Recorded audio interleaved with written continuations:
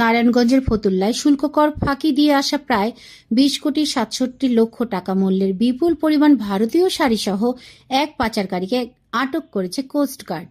শুক্রবার 23 জানুয়ারি 2026 তারিখ সকালে কোস্টগার্ড মিডিয়া কর্মকর্তা লেফটেন্যান্ট কমান্ডার সিয়াম উল হক এই তথ্য জানান।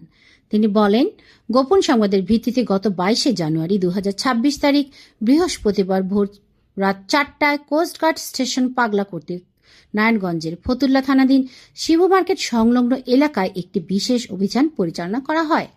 অভিযান চলাকালীন উক্ত এলাকায় সন্দেহজনক একটি কাভার্ড ভ্যান তল্লাশি করে প্রায় 20,67,50,000 টাকা মূল্যের অবৈধভাবে শুল্ক কর ফাঁকি দিয়ে আসা ভারতীয় শাড়ি ও কাভার্ড ভ্যান সহ একজন পাচারকারীকে আটক করা হয়।